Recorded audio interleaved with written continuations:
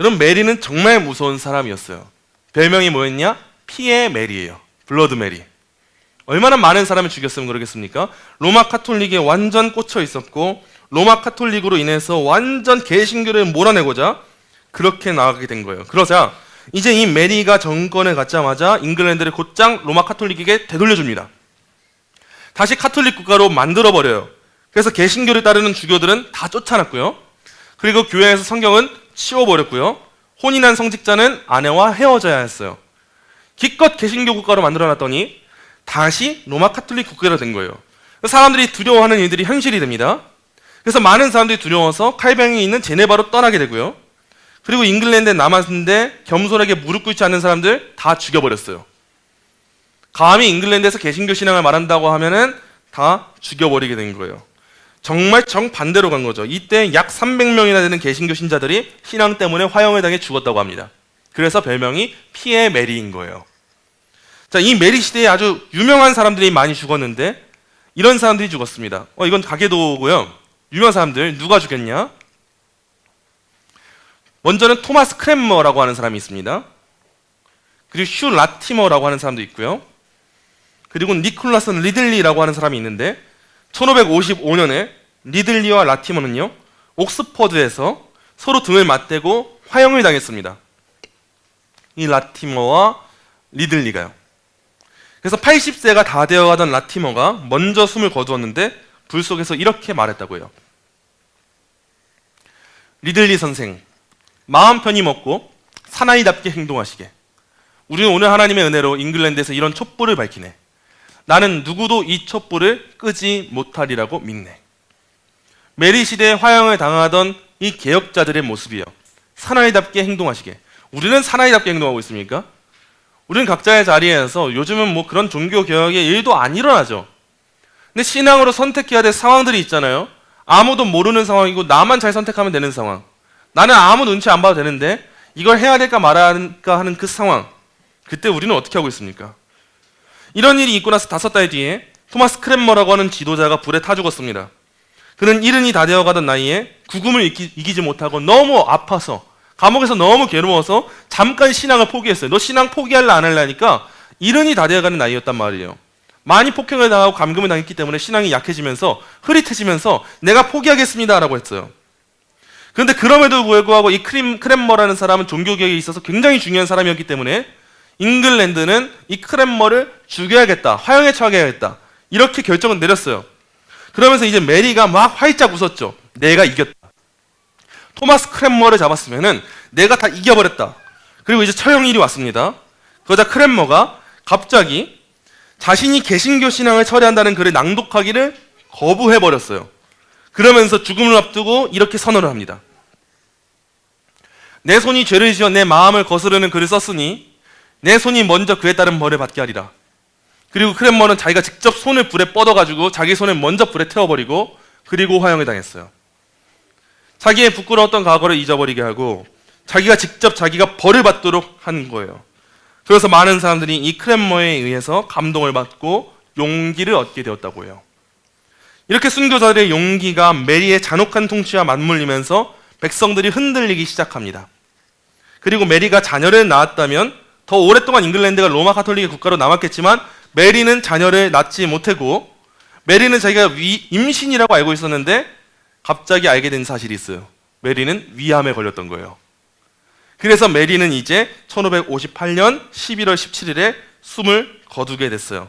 그러면서 이제 메리가 죽으니까 다음 타자로 왕위에 오를 사람이 있습니다. 그 사람이 누구냐? 엘리자베스 1세가 오르게 된 거예요. 젊은 주 엘리자베스가 이제 여왕이 되면서 기뻐하면서 왕위에 오르니까 이제 막 신나서 이제 자기 언니가 했던, 이복 언니가 했던 그 종교개혁을 없앴던 것을 다시 뒤집어 버립니다. 그리고 이 잉글랜드의 새 기도서를 발표하고요. 이 사람은 직접 매일 그리스어 신약 성경을 읽었다고 합니다. 매일 기도했다고 하고요. 그러나 그녀의 신앙은 거기까지였고 항상 로마 카톨릭과 개신교 사이에서 자신은 개신교인이지만 중립적인 입장을 취하면서 정치를 발표해요. 이거를 사회 용어에서 뭐라고 합니까? 그 중립적인 입장에서 정책을 발표하는 거 아시는 분 계십니까? 어떤 정책이라고 합니까? 중은 맞습니다. 중땡 정책이라고요. 뭡니까? 학교 다닌 지 너무 오래되셨죠? 중용 정책. 카톨릭과 개신교 사이에서 자기는 개신교를 추구하지만 어느 정도 노선을 취하면서 무리하게 종교개혁은 안 하려고 했던 사람. 그 사람이 바로 이 엘리자베스였어요. 그러다 보니까 종교개혁을 이루고 싶어 하는 사람들은 솔직히 탐탁하지 않았겠죠. 자, 그러면서 이 엘리자베스도 한계가 있지 않겠습니까? 이제 이 엘리자베스가 그래도 개신교의 왕이 있기 때문에 로마 카톨릭에서는 계속 엘리자베스를 암살하려고 했어요. 어떻게든 죽이려고 했습니다. 잉글랜드가 기독교 국가가 되는 걸 반대했기 때문에. 자, 근데 이 엘리자베스가 죽으면 누구한테 왕권이 가냐? 스코틀랜드 여왕이었던 메리에게 왕권이 갑니다. 가계도를 보시면 조금씩 이해가 되실 거예요. 같은 이름이지만 이 사람은 스코틀랜드의 여왕인 메리고요. 우리가 앞서 다뤘던 사람은 흔히 그냥 피의 메리라고 불러요. 그러다가 이제 엘리자베스의 부하 한 사람이 이 메리가 엘리자베스를 제거하려고 했다는 음모를 발견하게 돼서 스코틀랜드의 여왕인 메리를 당연스럽게 죽이게 됐어요. 그래서 이 메리라고 하는 여자는 역사에서 사라지게 되고 덕분에 엘리자베스가 그대로 집권하면서 영국이라는 국가가 개신교 국가로 아주 큰 성장을 이루면서 발전하게 됐어요. 그래서 영국 발전에 있어서는 이 엘리자베스 여왕을 결코 잊을 수가 없는 겁니다. 자, 그러면서 스코틀랜드, 이 영국의 북쪽에서도 개혁이 막 시작하게 됐어요. 스코틀랜드와 잉글랜드는 다른 국가입니다. 스코틀랜드에서도 종교개혁이 비슷하게 시작됐지만 스코틀랜드가 다른 나라와 다른 점이 있었다면 이 왕인 제임스 5세가 많이 이 정권을 장악하고 있었다는 거예요. 교회를. 이 제임스가 죽고 아기였던 여왕 메리가 왕위 계승권을 지녔기 때문에 누가 이 나라를 다스리냐? 메리는 아직 아기였기 때문에 제임스 해밀턴이라는 사람이 아까 나왔던 말이죠. 섭정이 돼서 스코틀랜드를 다스리게 되는데 이 제임스 해밀턴은요, 자기 이익에 따라서 카톨릭과 개신교를 왔다 갔다 하는 사람이었어요.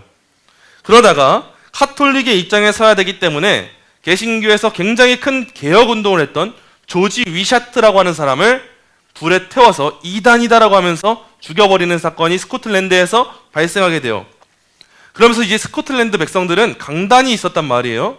스코틀랜드 사람들이 가만히 있지 않았어요. 어떻게 했냐? 막 뒤집어 엎은 거예요. 그래서 어딜 갔냐? 스코틀랜드 세인트 앤드루스라고 하는 곳이 있습니다.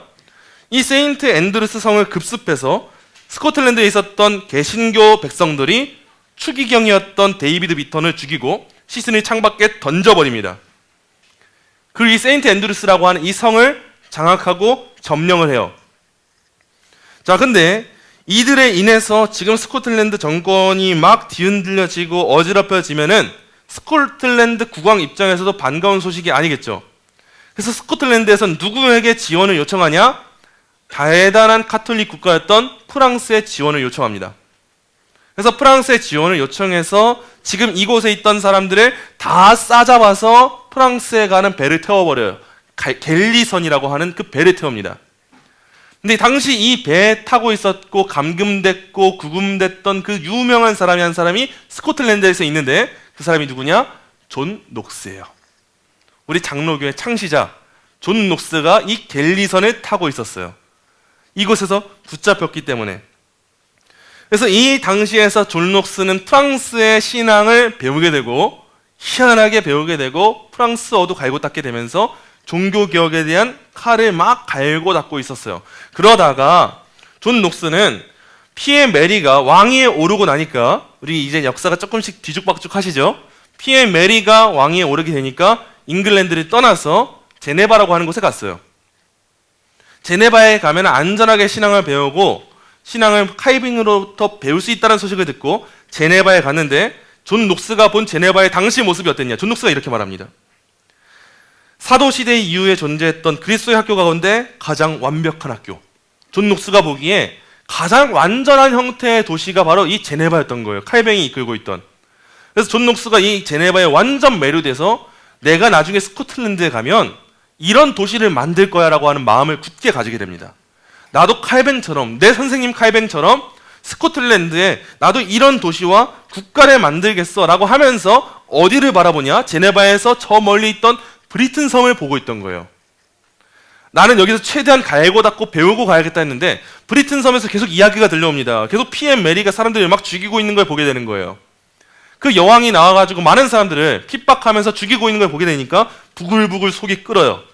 그러다가 이제 가만히 있으면 안 되겠다 해서 책을 한 권 냅니다. 1558년에 유명한 책이에요. 여인들의 기괴한 통치에 맞서보는 첫 나팔 소리. 책 이름이 굉장히 강력하지 않습니까? 여인들의 기괴한 통치라고 하면서 여성은 성경 안에서 지도권을 행사할 수 없다. 남자와 역할의 차이가 있다. 근데 감히 여왕이 지금 이 나라를 카톨릭 국가로 만들면서 이렇게 무시무시한 일을 저지를 수 있냐? 라고 하는 책을 써서 대놓고 등판을 해버린 거예요. 자, 그가 말하는 여인은 누구였냐? 카톨릭을 따르는 두 여왕입니다. 스코틀랜드의 여왕 메리고요. 또 잉글랜드의 피에 메리를 의도했던 게 바로 이 책이었어요. 근데 희한하게 이 책이 나오고 얼마 되지 않아서 피에 메리가 죽어요. 그리고 엘리자베스가 여왕으로 등극해요. 자, 그럼 지금 애꿎은 엘리자베스가 개신교 여왕인데 이 책을 보고 나서 열이 받게 된 상황이 될까요? 안 될까요? 받게 되는 거예요. 원래 존 녹스가 의도했던 건 카톨릭 여왕이었던 스코틀랜드의 메리와 잉글랜드의 피에 메리였는데 피에 메리가 죽고 잉글랜드에 또 여왕이 세워지니까 엘리자베스가 세워지니까 엘리자베스가 보기에 여인들의 기괴한 통치에 맞서보는 첫 나팔 소리라고 여왕의 통치에 반대한다고 라고 하면서 엘리자베스도 기분 나빠하면서 존 녹스를 주시하기 시작했어요. 그리고 나서 마침내 존 녹스가 1559년에 자기의 나라인 스코틀랜드로 다시 돌아갔습니다. 그러자 이제 거기에 있던 개신교 신자들이 막 감정이 막 북붙어 오르면서 함께 개신교로 막 그 나라를 바꿀 준비를 갖추게 됐어요. 자, 근데 문제가 있습니다. 아직 스코틀랜드의 여왕은 누굽니까? 메리예요. 아직 메리가 있었고 이 메리는 머리부터 발끝까지 프랑스 사람에 가까웠어요. 심지어 프랑스에서 자랐고요. 당시에도 프랑스에 살고 있었고요. 남자도 프랑스 남편을 만났고요. 어머니도 프랑스 사람이었어요. 이 말은 우리가 보기엔 그냥 프랑스 사람이었구나 하지만 사실 이 시대에서는 완전 카톨릭 정신에 매몰된 사람이구나. 이거를 의미하는 게 프랑스 사람이에요. 당시 스코틀랜드의 여왕은 그런 사람이었기 때문에 지금 이제 스코틀랜드에 있던 사람들은 존 녹스와 함께 그 여왕을 밀어내야겠다. 그 여왕은 우리와 함께 갈 수 없다. 이 나라를 한번 바꿔보자라고 하는 운동이 펼쳐지게 된 거예요. 지금 잉글랜드 위에 있는 스코틀랜드에서 이 스코틀랜드 여왕, 가톨릭인 여왕 메리를 밀어내려고 하는 움직임이 있으면은 그 밑에 있는 잉글랜드의 개신교 국가의 여왕인 엘리자베스는 좋아하게 될까요? 싫어하게 될까요? 좋아하게 돼요. 이 지정학적인 위치를 보면은 영국은 어디에 둘러싸여 있냐? 위로는 독일이 있고요. 오른쪽 위로 가면 독일이 있고 또 그 밑으로 가면 프랑스가 있어요.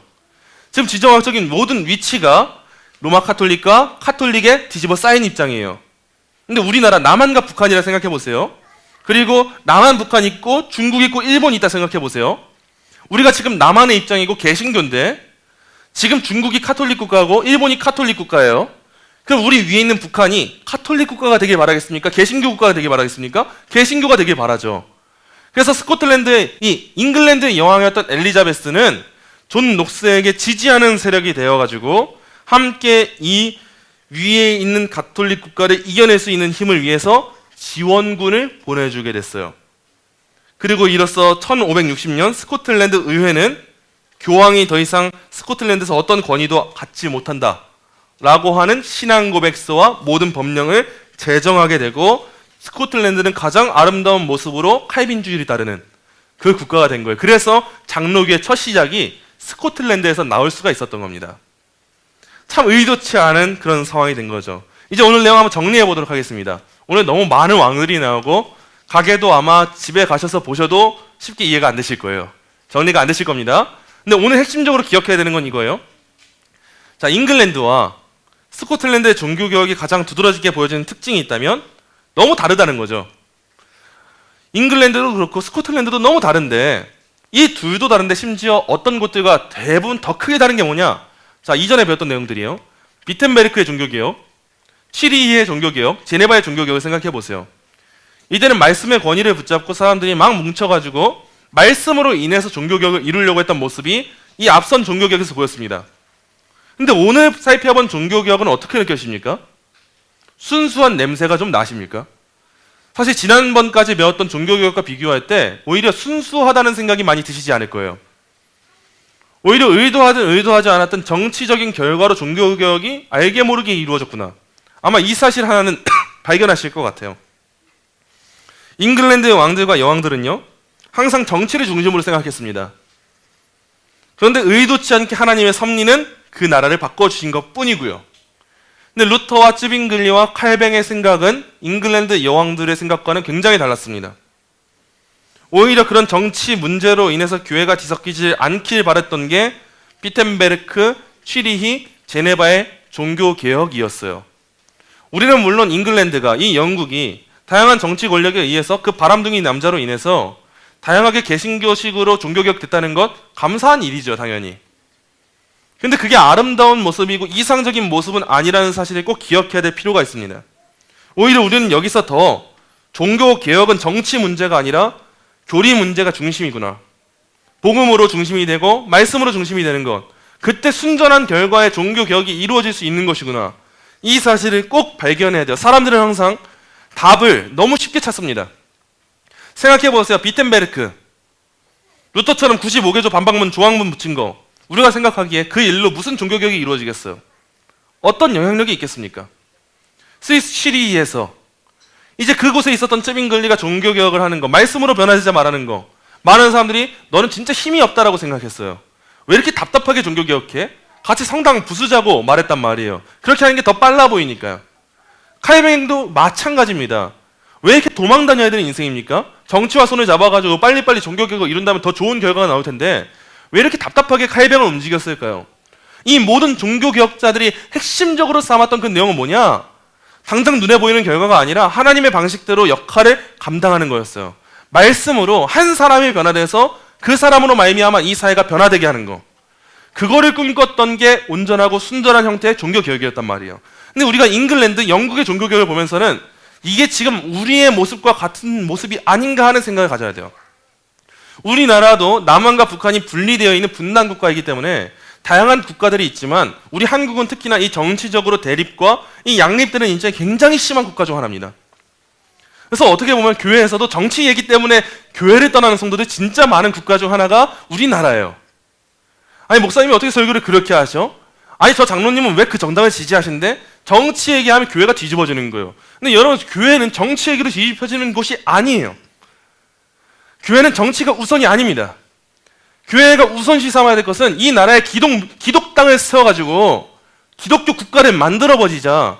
이렇게 했을 때 오히려 많은 폐허가 등장하게 됩니다. 우린 그걸 잉글랜드에서 발견해야 되는 거예요. 영국의 종교개혁이 바로 그런 모습이었어요. 하나님 나라는 그런 방식으로 이루어지지 않습니다. 하나님 나라는 그런 방식으로 이루어지는 것이 아니라 하나님의 섭리가 있다면 한 사람이 말씀으로 변화되고 한 사람이 말씀에 변화된 그 능력으로 인해서 세상 가운데 빛을 발휘하게 될 때 그때 그 지역이 변화되는 것이고 그때 그 나라가 변화되는 거예요. 그래서 여러분 오늘 내용을 통해서 꼭 기억하셔야 되는 것은 결국 종교개혁에 있어서 핵심적이고 중요했던 것은 정치다가 아니라 오히려 정치가 아니었고 복음이었구나. 오히려 하나님의 말씀만이 진정한 개혁을 이루는 도구였구나. 그리고 심지어는 이렇게 개뼈다구 같은 이렇게 못나먹은 남자가 이렇게 자기가 바람길을 펼치면서 있었던 그 상황에서도 심지어 하나님은 자기 뜻을 이루시는구나. 우리가 이 사실을 발견한다면 우리가 현실 정치에 너무 매몰돼서 이 사람이 대통령이 안 되면 우리나라 기독교 사라집니다. 이런 식의 생각을 안 할 수 있게 되는 거예요. 우리나라에 앞으로 악한 통치자 많이 나올 거예요. 이건 예언입니다. 너무 많이 나올 거예요. 이 세상은 더 폐역한 세대가 될 거고 말세가 가까워지면 가까워질수록 존 녹스가 비판했던 그 악한 통치자들은 이 나라에 더 많이 나올 겁니다. 그러나 꼭 기억하세요. 그래서 교회에 희망이 없는 건 절대 아닙니다. 우리 각 성도들이 말씀으로 바로 선다면 개혁은 그대로 이루어지는 것이고 하나님 나라는 오히려 무너지는 것이 아니라 확장된다는 그 사실. 이 사실 꼭 붙잡으시면서 진정한 종교개혁, 그것은 바른 말씀에서 나온 것이었구나. 이거를 붙잡는 저와 여러분이 되었으면 좋겠습니다.